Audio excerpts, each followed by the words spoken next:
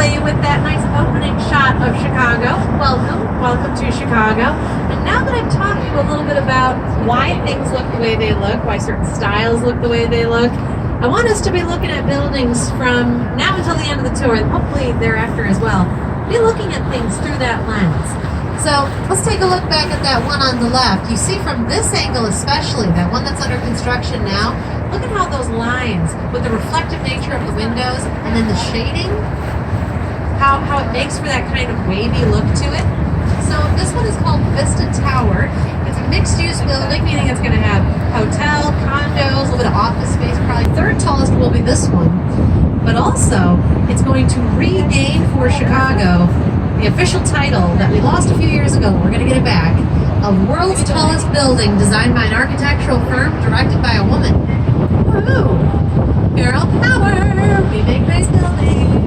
So her name, I was just about to say it. It's all down there. There's a method to the madness, my friend. So her name is Jeannie Gang. She comes from Studio Gang, and she's an Illinois girl, local. She gave a I've been working in tourism since 2008. Water, and some people will even kind of add these extra dramatic, fictitious layers onto it, like it's meant to actual. That's the NBC Tower in New York, and that's an actual Art Deco building from around 1930. So our NBC Tower is a postmodern that already has an interior steel frame.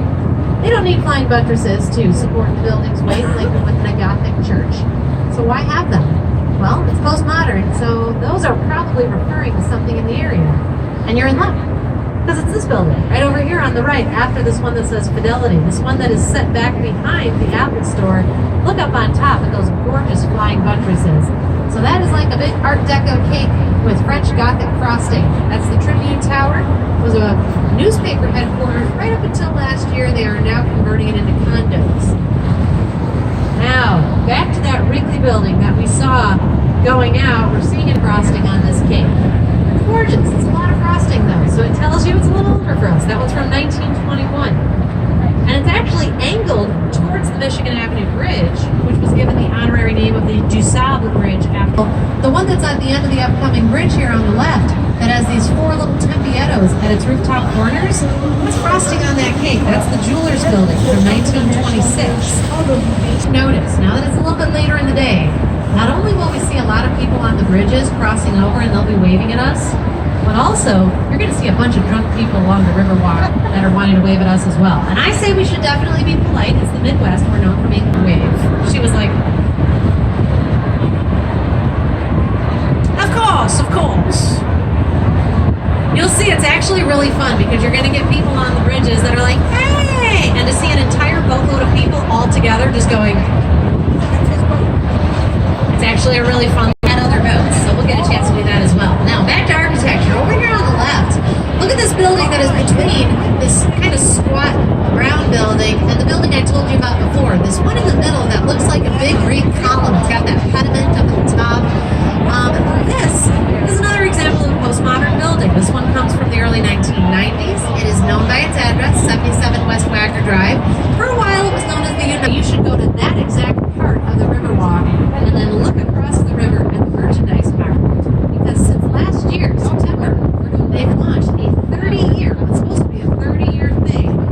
So coming back into the point of the river's confluence again, now that you've gotten to know what styles look like and why, take a look at this greenish-bluish building over here on the left, and you can guess that's probably another one of those postmodern ones. That's further out to make sense. If you took that building, try and put it somewhere else, it'll look pretty, but it's not going to make sense why it looks that way because it's divorced from its context.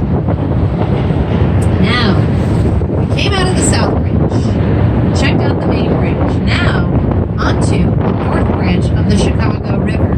This it was actually a pedestrian bridge to connect the first open drunkenly ferry across from bar to bar. This is also presumably, so this dark peach building over here on the left is from 1908. It's called Fulton House, and it's actually an old cold storage warehouse. So it used to have no windows, no balconies, no holes at all. Like a big freezer, massively thick walls. And when they converted it into condos in the 1980s, they actually had to thaw out that buildings right next door. So these buildings right next door, from the 1980s, goes all over the place. This is a very low ridge, so watch your head during the Anytime you see triangles in Chicago, take a guess that a man named Harry Weiss had something to do with it. He lived. Whole bunch of postmodern drunk people probably